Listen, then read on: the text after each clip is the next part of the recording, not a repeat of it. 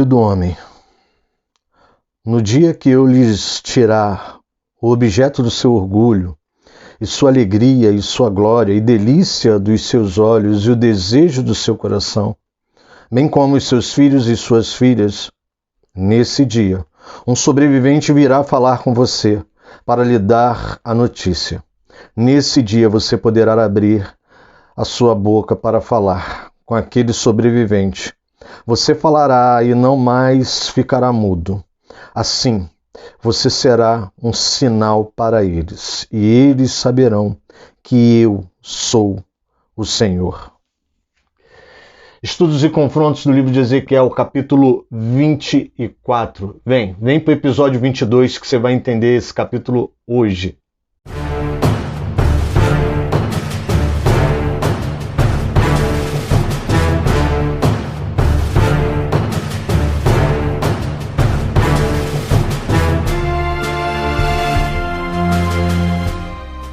Graças a paz, queridos, pastor Alexandre aqui, e hoje a gente está trazendo a série de estudos e confrontos do livro de Ezequiel, capítulo 24, que é o nosso episódio 22. Eu não vou explicar por que está desencontrado, quem me acompanha já sabe, mas olha, se você é novo por aqui, fica calmo. Eu vou colocar aqui em cima um card, é uma bolinha, ela vai aparecer lá naquele canto esquerdo lá. Ó. Quando aquela bolinha aparecer lá, você clicando nela, o YouTube vai te levar lá para o Ministério Caminhos, lá para a playlist de estudos e confrontos de Ezequiel. E lá você vai poder assistir os 21 episódios que tem aqui antes desse. Querido, estamos caminhando, estamos andando e os episódios estão correndo. O livro de Ezequiel não é pequeno, mas graças a Deus a gente está caminhando. Então, para que a gente faça um estudo muito legal, abre a tua Bíblia em Ezequiel capítulo 24 e eu preciso que você leia. Eu preciso que você leia o capítulo. Não adianta só você vir, o pastor Alex vai explicar. Não, querido.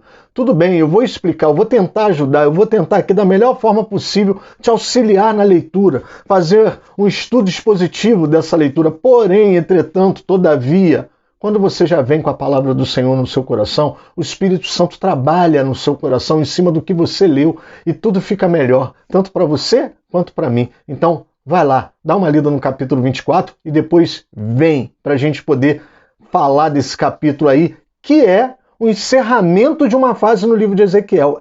Querido, hoje é o último capítulo dessa primeira fase, agora a gente vai mudar de fase. Já deu para perceber na leitura que eu fiz aí na introdução, não é isso? Então, mas vai lá, dá uma lida e volta. Enquanto você está procurando aí Ezequiel capítulo 24, eu quero te agradecer. Eu quero agradecer as pessoas que continuam assistindo os estudos e confrontos de Ezequiel. Quero agradecer pela sua vida, agradecer a Deus por cada pessoa inscrita nesse canal e por aqueles que gostam de estudos e confrontos. Eu sei que a audiência de estudos e confrontos não é a melhor de todas, não é a audiência assim que o pessoal gosta. Talvez porque Ezequiel e confrontos não tem jeito, né, amado? Eu faço de tudo para não ter confronto nesse episódio ou nos episódios que já se passaram, mas não tem jeito. Quando a gente lê a Bíblia com seriedade, o confronto vai vir. Deus colocou no meu coração, através de um sonho, montar o estudo de Ezequiel. No início, eu confesso para os irmãos que nem eu sabia que ia dar tanto pano para manga. E olha que eu já li o livro de Ezequiel algumas vezes. E eu vou confessar uma coisa aqui para os irmãos. Eu me surpreendo a cada episódio gravado. Verdadeiramente eu vejo que Deus queria que eu gravasse esse estudo, porque eu mesmo estou aprendendo coisas que eu não contava. O livro de Ezequiel é um livro profético, mas é um livro que aponta tanto para as coisas que aconteceram com Judá em 587 a.C., 593, 606, 593, 587 a.C., mas também Ezequiel demonstra, como livro profético que é, coisas que ainda vão acontecer no futuro, coisas que ainda vão acontecer lá na frente, e que provavelmente o livro já deixou dicas para nós que são as últimas coisas, os últimos dias. E amados, a gente não está tão distante dessa realidade do povo, o que estava acontecendo, as abominações, os pecados, as idolatrias. Infelizmente, nós somos povo de dura serviço e precisamos aprender. Principalmente a liderança. Eu sei que a liderança não gosta, e tem liderança que nem assiste. Eu tenho certeza que quem me assiste aí, as pessoas que assistem, né, são as ovelhas, são aqueles que verdadeiramente têm aí dentro uma voz que fala que as coisas não estão bem, não é dessa forma, não está certo, mas a liderança mesmo, no início até assistiu, mas né, nenhuma liderança gosta de ser confrontada. Mas enfim, bom, essa palavra é para nós, é para mim, para você. Ela fala de fidelidade, ela fala de consertar caminhos, ela fala de servir a Deus verdadeiramente, sabendo quem é esse Deus que a gente está servindo.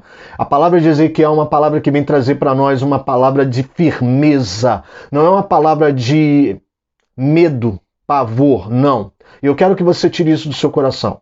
Cada vez que eu leio aqui alguma coisa que fale sobre juízo, bota uma coisa na sua cabeça. Juízo é feito para aqueles que, infelizmente, buscaram o seu próprio juízo. Não sei se você já percebeu que toda vez que Deus fala de juízo, no livro de Ezequiel, ele fala que e eles buscaram o seu próprio juízo, o seu próprio castigo, eles cavaram com as próprias mãos o seu próprio fim. Amado, se você não está fazendo isso, se você entende que o livro de Ezequiel é um livro para nos alertar e que nos orienta aquilo que nós devemos fazer, fique tranquilo. Você faz parte daqueles que foram marcados na testa. Você faz parte daqueles que estão sendo separados pelo Senhor para trazer as boas novas, para fazer valer a sua verdade na face da terra. Amém, querido? Então eu quero te agradecer. Você que está aqui comigo, você que me segue, você que está junto, muito obrigado. Mas eu não posso deixar de pedir, né, para você. Curte, compartilha, manda para alguém esse vídeo. De repente tem pessoas que precisam ouvir essa palavra. Tem pessoas que sentem falta lá nas suas igrejas, nas suas comunidades de comunhão. Elas sentem falta daquele velho, antigo culto de estudo, lembra? O culto de estudo que tinha? Tem gente que sente falta disso. Então eu conto com você. Curte, compartilha, mas não faz só isso não.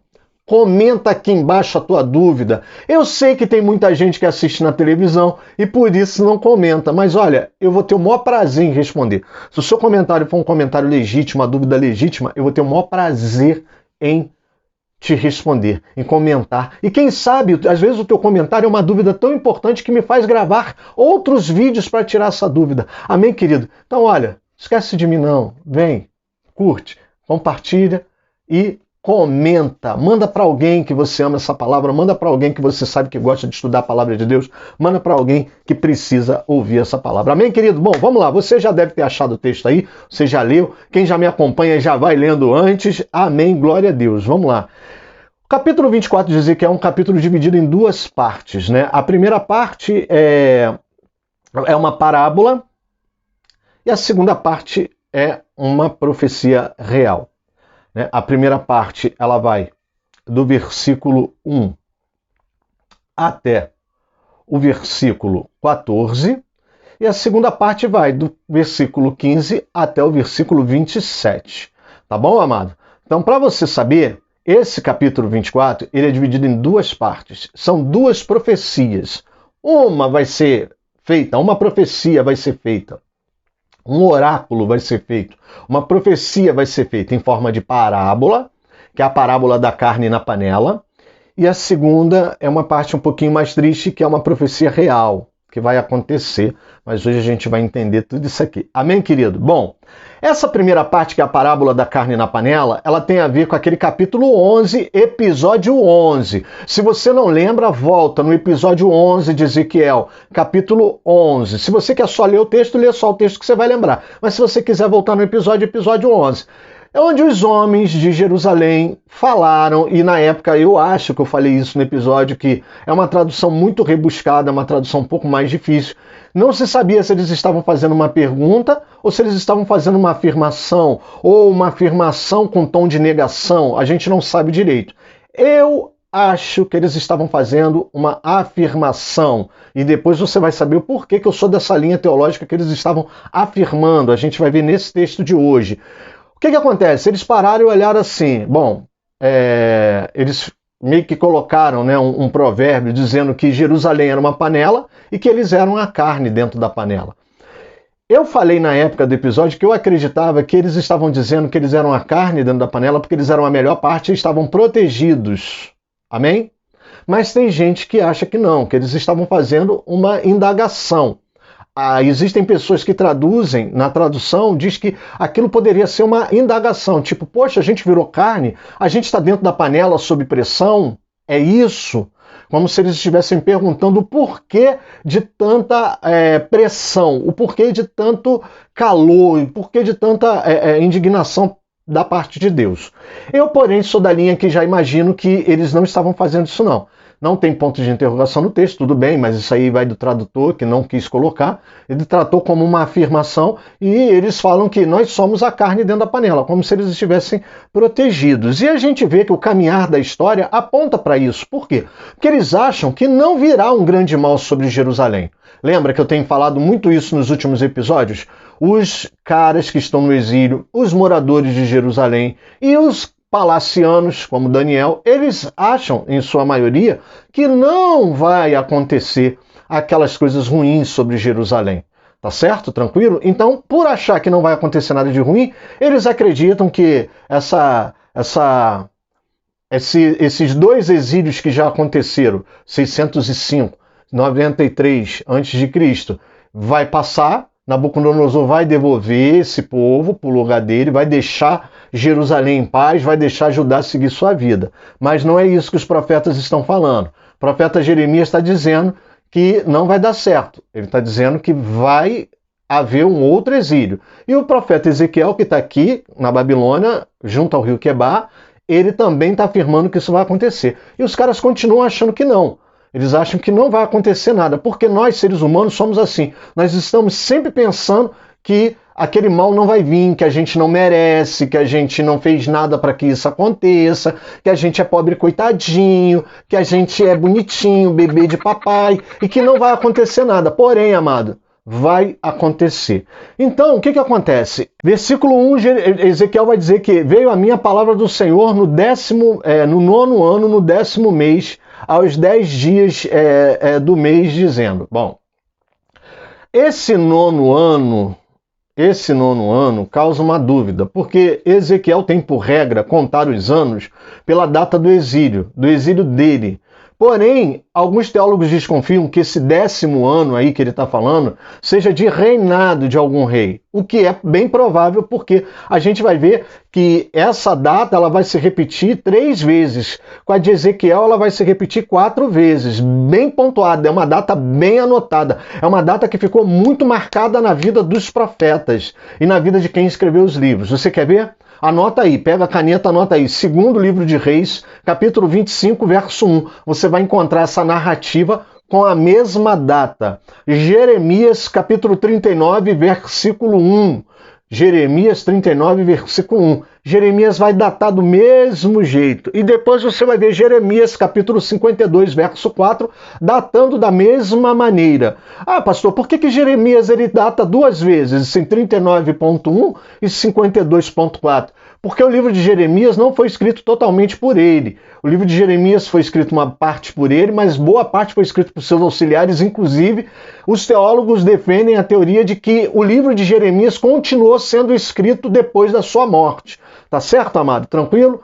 E Ezequiel, capítulo 24, verso 1. Tá aqui, ele está dizendo que no 9º ano, 10º mês, aos 10 dias do mês, isso significa 10 de janeiro de 587 ou 10 de janeiro de 588, tá?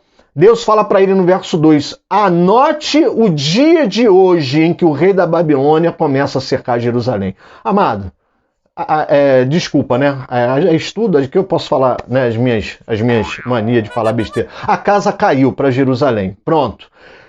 O dia que veio essa palavra aqui, capítulo 24, foi 10 de janeiro de 587 ou 588, porque tem um ano aí de erro, por causa do exílio de Ezequiel. A gente não sabe se Ezequiel está contando o exílio da confirmação do exílio ou a data em que acontece o exílio em Israel, em Judá, quando eles são tirados de Judá. Ué, pastor, mas tem um ano de diferença? Tem, você já vai saber por quê. Eles estão, amados, Ezequiel está a 1.400 quilômetros aproximadamente de Jerusalém. 1.420 quilômetros de Jerusalém.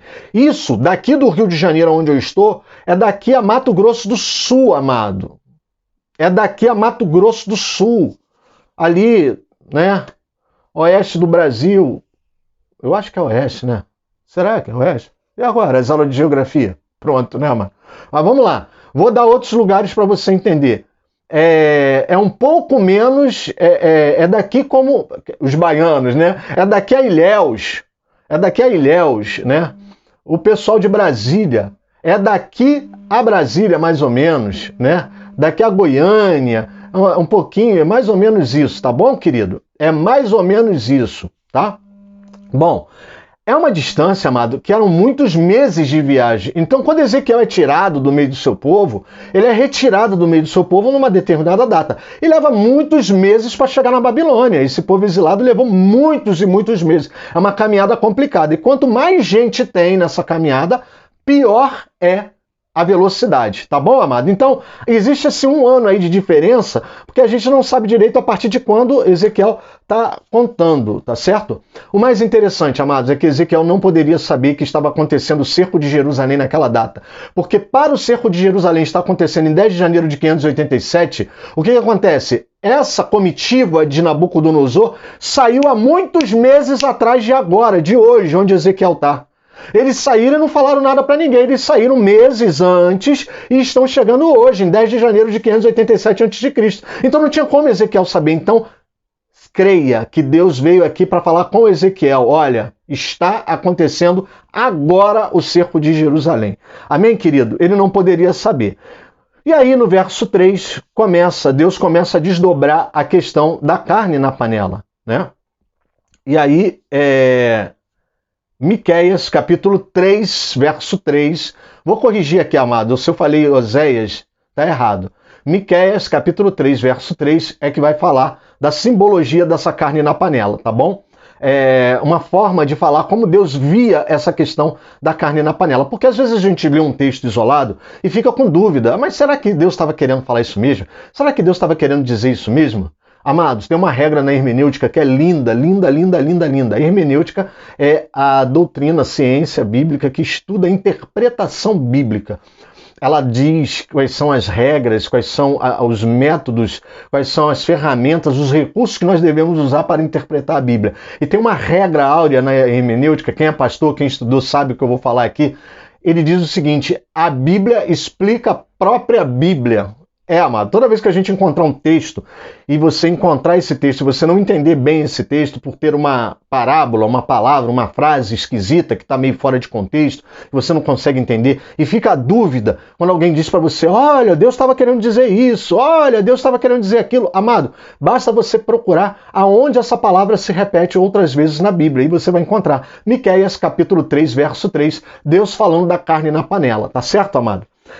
E o que acontece? Deus, no verso 3, manda pôr água e pedaços de carne na panela e pôr no fogo. Ou seja, pressão. Pôr a água significa que Deus já sabe o que vai fazer. Ele vai cozinhar essa carne, tá certo? Deus já sabe o que vai fazer. Então, foi planejado. Esse juízo que está acontecendo, esse cerco a Jerusalém, foi planejado por Deus. E aí Deus, no versículo 4 e 5, pede para acrescentar pedaços de carne. Ele fala que quer os melhores pedaços nessa panela, que aponta para os governantes. Capítulo 4 e capítulo 5 aponta para os governantes, ou seja, os melhores pedaços, dos melhores novilhos, dos melhores bois. Deus está querendo falar que não é a carne de Miqueias 3:3, que é o povo. Lá em Miqueias 3:3, Deus está falando do povo. Aqui, quando ele diz que os melhores pedaços, as melhores partes, os melhores bois, os melhores novilhos, ele está falando que são os governantes, que é justamente os mesmos governantes que estão falando lá em Ezequiel capítulo 11, que estão dentro da panela e que estão protegidos, tá certo? Tranquilo? E aí Deus começa: cidade sanguinária, panela cheia de ferrugem, verso 6. E Deus ele começa a mostrar o porquê que essa panela está sendo levada ao fogo. A panela é Jerusalém. Os pedaços de carne são os líderes, os príncipes. E nós vamos ver, eu já falei aqui no estudo, que quem são capturados são os príncipes. Ezequias, que está querendo fugir pelo buraquinho do muro. Os príncipes, os governantes estão pulando fora, mas eles vão, Nabucodonosor vai agarrar todo mundo na fuga pelo buraquinho do muro. Já dei até as passagens bíblicas em alguns episódios aí atrás. Tá certo? Tranquilo? Deus vai falar no verso 6 que essa ferrugem dessa panela, ela está muito enferrujada e que ela não foi limpa, ela não foi tirada. Essa ferrugem não foi tirada. E aqui eu quero fazer a primeira pausa para uma aplicação prática. Eu sei que tem gente que pula comigo, tem gente que não gosta, os mais tradicionaizinhos aí, os mais, né, os mais quadradinhos aí, né? Eu vou parar de falar porque eu acabo generalizando e a minha ideia aqui não é generalizar nem falar mal, mas sim botar na linha algumas doutrinas que são bem puxadas, bem salgadas, sabe, de aturar, sabe? Enfim, bom, vamos lá. Os quadradinhos aí, né?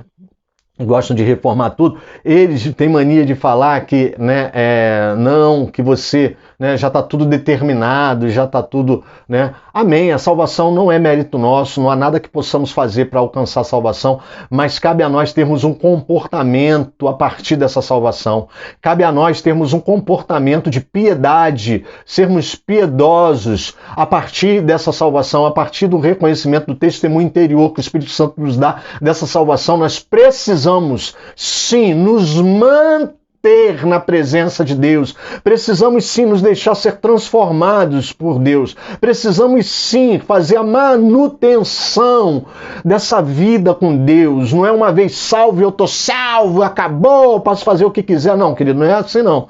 As coisas não são bem assim não. Deus nos salva e a salvação dele é para sempre. Porém, nós, na nossa natureza pecaminosa, acabamos por apostatar, por nos desviarmos de Deus. Então, Deus vai falar que essa ferrugem não foi tirada. Isso está falando o quê? Ele só vai trazer o juízo porque essa ferrugem não foi tirada, ou seja, a panela não foi limpa, não foi manutencionada. Você já viu uma panela quando ela cai em desuso, que ela fica muito tempo sem ser usada, fica jogada, fica largada na lama, no tempo, sem ser utilizada para o seu propósito? Ela vai enferrujar, já percebeu? Assim é a nossa vida, amado. Quando nós não nos deixamos usar naquele propósito que Deus tem para as nossas vidas, nós enferrujamos, e esse ferrugem, ele encrosta na nossa vida e a gente não consegue tirar ele. Né? E aí Deus manda tirar, no verso 6, Deus manda tirar esses pedaços de dentro da panela, porque na verdade meio que já cozinhou, já deu para, o calor, a pressão já veio, e Deus manda tirar os pedaços de dentro da panela. Deus aqui está mostrando, através de uma alegoria, o que vai acontecer com Jerusalém naquele dia. No dia que ele está entregando a palavra para Ezequiel, é o dia que está acontecendo tudo, tá, amado?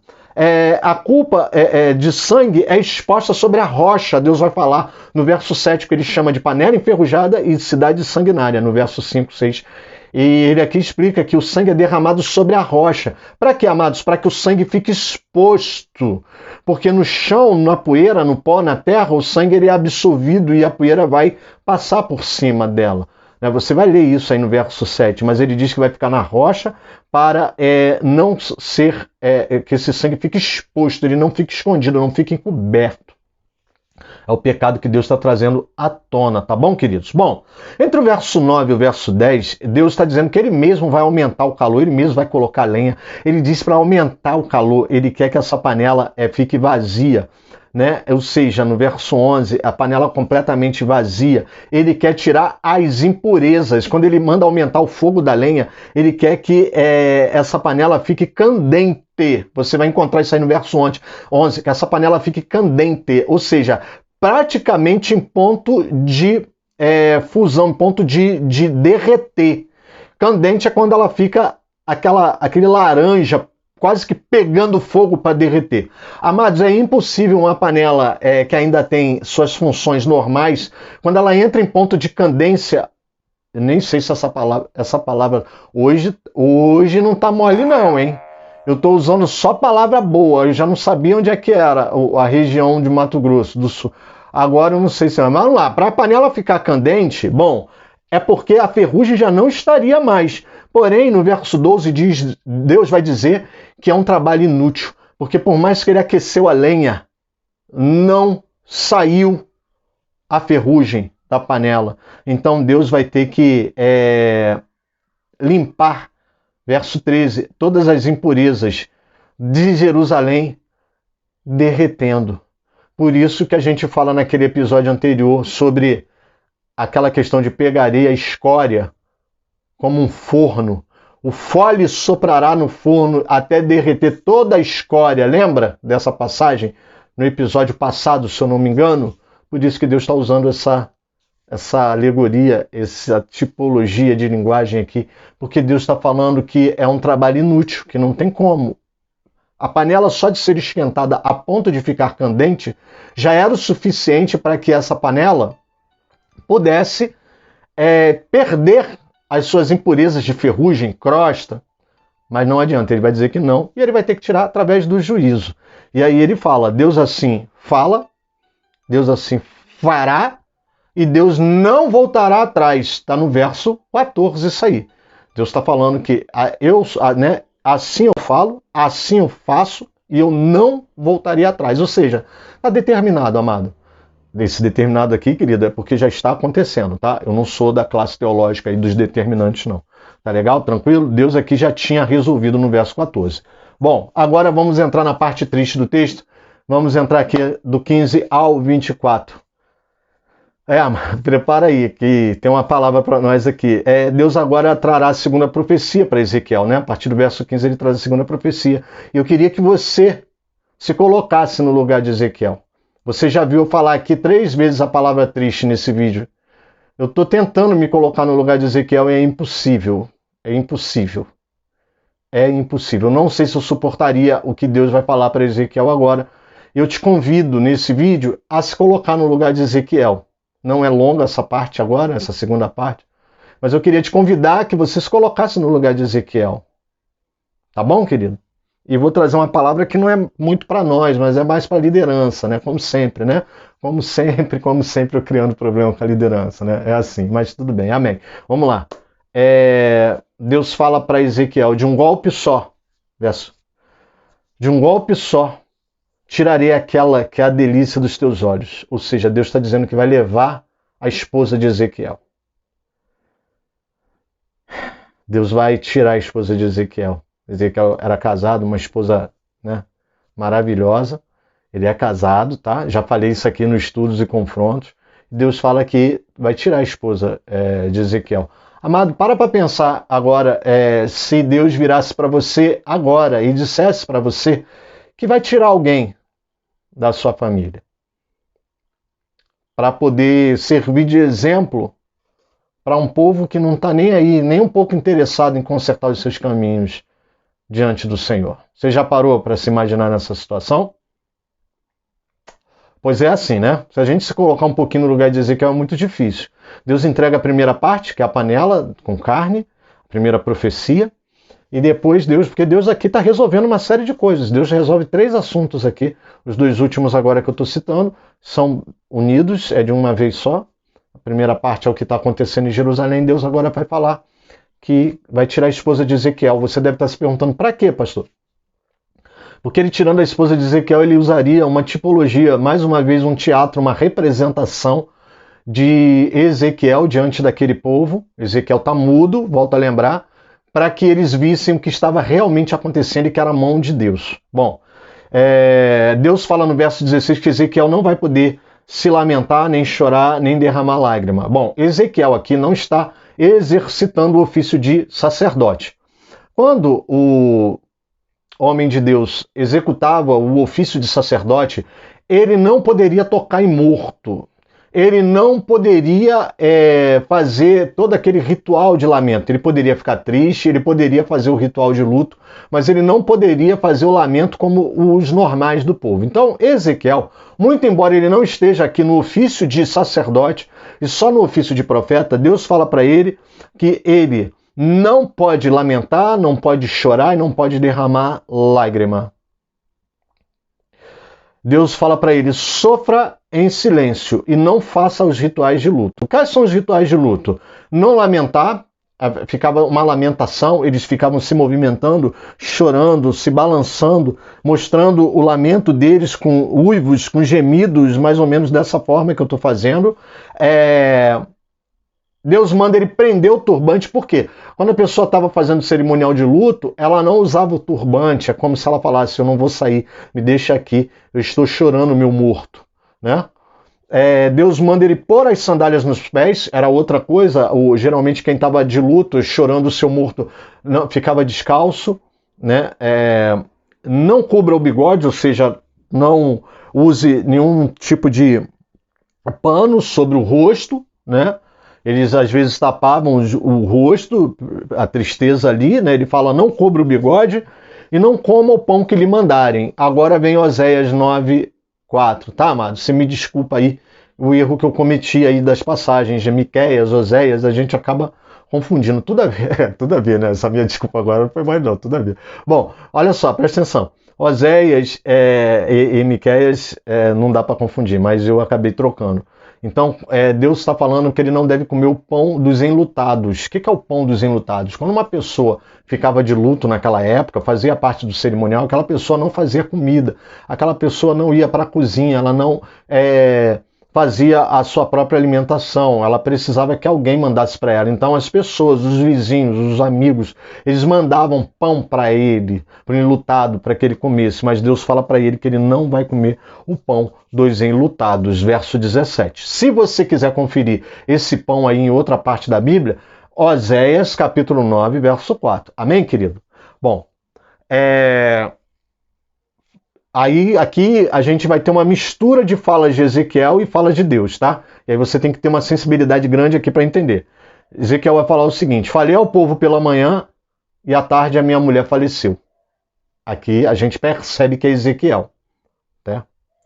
Percebe que é Ezequiel. Falei com o povo pela manhã, à tarde minha mulher faleceu. Na manhã seguinte fiz como havia sido ordenado, verso 18. Ele diz que ele falou isso tudo para o povo na parte da manhã, do dia 10 de janeiro, se eu não me engano aqui. À tarde a mulher dele morreu. Quando foi no dia 11, de manhã, ele começou a fazer tudo conforme Deus havia estabelecido, verso 18. E aí o que acontece, gente? O povo vai pressionar, né? Verso 19 ali, o povo vai pressionar, porque Ezequiel ele vai demonstrar para o povo que ele não está de luto, para que o povo perceba que é um teatro que ele está fazendo. Amado, eu estou falando teatro para você entender que eu estou fazendo a comparação lá com o início do livro, que ele fez aquele teatro de rua, pegou os tijolos, botou a panela em cima, cortou a barba com navalha. Pois é, Deus agora propôs a ele, na manhã do dia 11, que ele tinha que demonstrar para o povo que ele não estava de luta, ele tinha que representar mesmo, mostrar para o povo. E o povo começa, o povo vai lá, pergunta, quer chorar perto dele, ele não deixa ninguém chorar, ele está com turbante, ele está com a sandália, ele está com a cara limpa, ou seja, ele não cobriu o bigode, ele não está com a cara inchada, ele não está chorando, ele está em silêncio porque ele está mudo. E o povo fica desesperado, fala assim, você tem que explicar para a gente o que está acontecendo. Você está fazendo alguma representação. Por quê, amado? Porque ele está mudo. Então o povo pressiona porque sabe que ele não pode falar. Então o povo meio que cobra ele para que ele tenha reações para que confirme ou não aquilo que o povo está entendendo. Então, verso 18 e 19, o povo vai dar uma imprensada em Ezequiel aí dizendo que ele precisava falar. Né? E aí Ezequiel vem a palavra, né? E aí a gente não sabe como.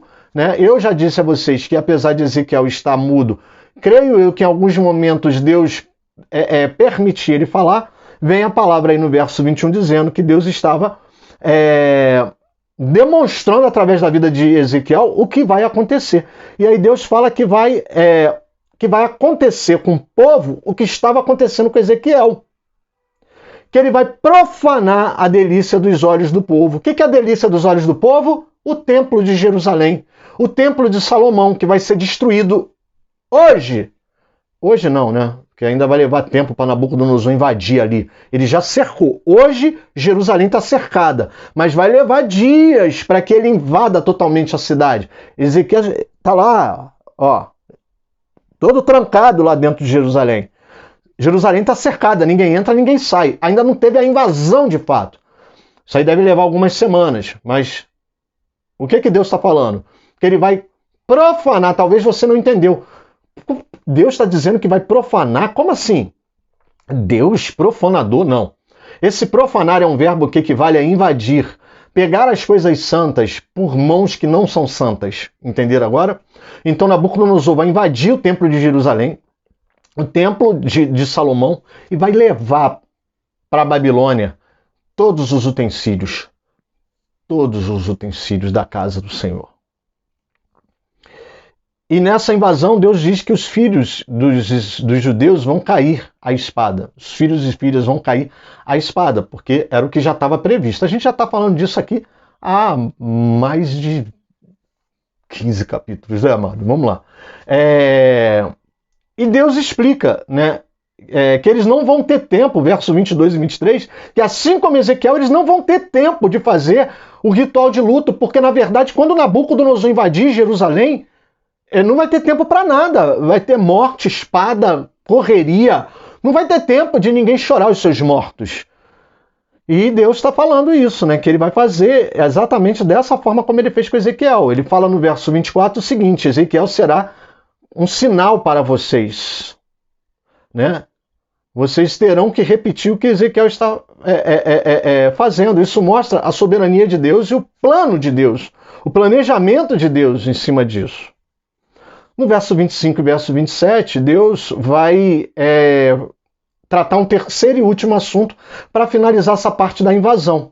Deus vira para Ezequiel e fala assim: no dia em que eu tirar o orgulho de vocês, verso 25, que é o dia da invasão mesmo, é o dia que Nabucodonosor vai tacar fogo no templo de Salomão, vai tirar as coisas do templo de Salomão, no dia da invasão, vai ter um sobrevivente, verso 26, esse sobrevivente vai correr para levar a notícia para Ezequiel.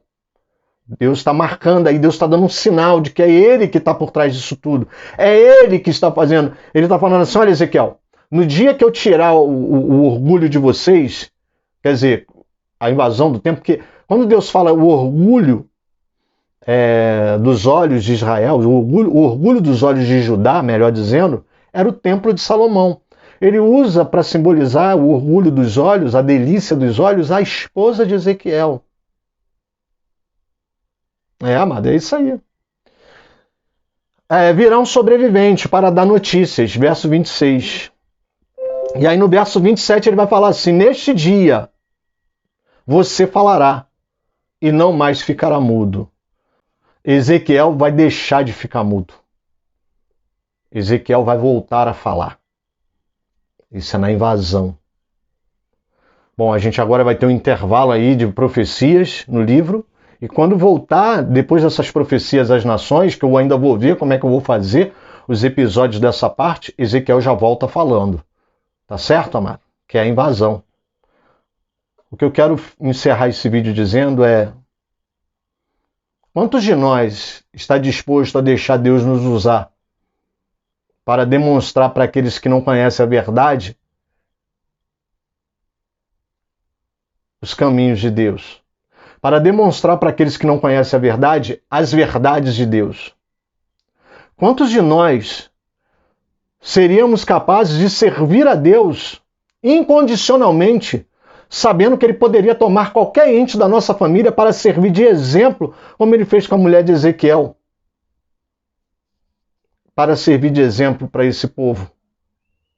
Quantos de nós estaria disposto a fazer isso? Eu já vou ser muito sincero com vocês, eu não sei se eu estaria disposto. Eu não espero uma resposta diferente sua. Mas o que Deus espera de nós é que nós estejamos dispostos, sim, a entregar tudo nas mãos dele. Tudo entregarei, tudo entregarei. Tudo entregarei. Ensino é lindo. Mas a gente canta ele nos nossos templos, mas a gente talvez não viva ele. Temos que agradecer a Deus que Deus não tem feito questão de nós cumprirmos isso ao pé da letra. Tudo entregarei. Mas sabe, querido, eu queria que você, nesse dia, no encerramento desse vídeo aqui de Ezequiel, você começasse a questionar você mesmo, é uma autoanálise, a questionar o quanto você é capaz de entregar a Deus aquilo que Ele te deu. A esposa de Ezequiel, como o próprio Deus falou para Ezequiel, de um só golpe tirarei a delícia dos teus olhos, a tua esposa. Provavelmente essa mulher foi escolhida a dedo para Ezequiel, porque Ezequiel era sacerdote, é sacerdote, eu já expliquei isso aqui para vocês, e as mulheres dos sacerdotes, elas eram escolhidas a dedo, não pode ser qualquer mulher a mulher de um sacerdote. Existem sacerdotes que sofrem muito nas suas vidas porque casaram por conta própria e não escolheram a mulher certa. A mulher de um sacerdote não pode ser qualquer mulher. Para Deus usar essa expressão, a delícia dos teus olhos, significa que essa mulher de Ezequiel era uma mulher formosa, bonita, e era uma mulher prestativa, era uma mulher que só pelo fato da gente não ouvir nenhuma narrativa dela, como a mulher de Jó, como outras mulheres que a gente escuta na Bíblia, Só por esse motivo, essa mulher já é uma bênção.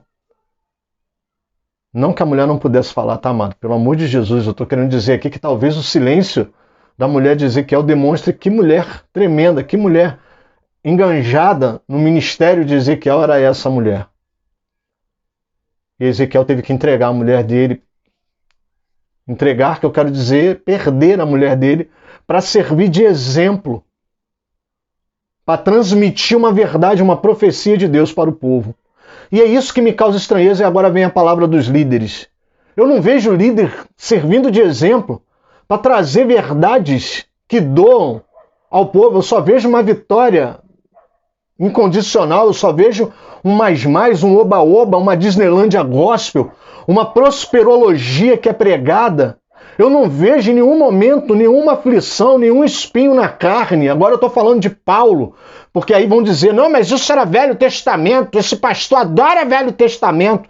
Eu estou falando das aflições de Paulo, eu estou falando da perseverança através das aflições que Pedro vai falar na sua epístola, eu estou falando da leve e momentânea dor que às vezes acontece nas nossas vidas. Eu não vejo isso na vida da liderança, aonde Deus usa esse exemplo para trazer verdades que o povo não enxerga.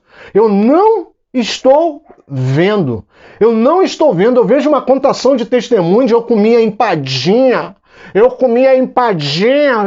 E ele se sente um pobre coitado porque comia empadinha. Amado, toma vergonha. Tem pastores que comem pedaço de barro, de lama. Tem pastores que têm que esperar chegar a provisão de alguém, que estão no campo missionário, que não tem o que comer. Tem pastores ainda hoje, nos nossos dias, que pegam um ônibus só com dinheiro de ida e volta do trabalho e não conseguem nem comer no seu trabalho, porque são pastores de rebanho muito pequeno, que não tem sustento. Ele tem que trabalhar e ele tem que dividir o tempo dele do trabalho com o secular, com a mensagem. Tem que ter uma palavra de bênção no domingo, na quarta-feira, seja lá como for. Amado, tome vergonha, porque, sabe, querido, essa abastança que a gente percebe hoje, que a gente vê, esses privilégios desregulados, esse desequilíbrio dentro da igreja do povo de Deus, em nada tem a ver com essa vida de segurança, de firmeza e de fidelidade que um profeta tinha que ter. Eu não estou aqui dizendo que nós precisamos sofrer para dizer que somos pastores, não. Eu estou dizendo que talvez nós não estejamos dispostos a passar por tudo que esses homens passavam para que a verdade de Deus fosse manifesta. Eu te convido a fazer uma análise. Faça uma análise da sua vida e veja se realmente é esse o nível de vida que Deus planejou para nós. Sabe por quê, amado? Quem entrega tudo ao Senhor, o tudo entregarei, é porque tem absoluta certeza de que vai encontrar tudo na eternidade. Quando eu não entrego, pode ser que eu não tenha tanta certeza assim. Amém, querido? Eu te aguardo aqui pro próximo episódio. Vem surpresa no próximo episódio. Me ama, não me odeia não. Não me odeia não, a palavra é pesada, mas não me odeia não, me ama. E ó, te aguardo aqui. Ore por mim, querido, porque sempre depois de uma palavra dessa, vem pau na muleira. Tá bom, querido? Fica comigo. Mas, acima de tudo, fica com Jesus, amado.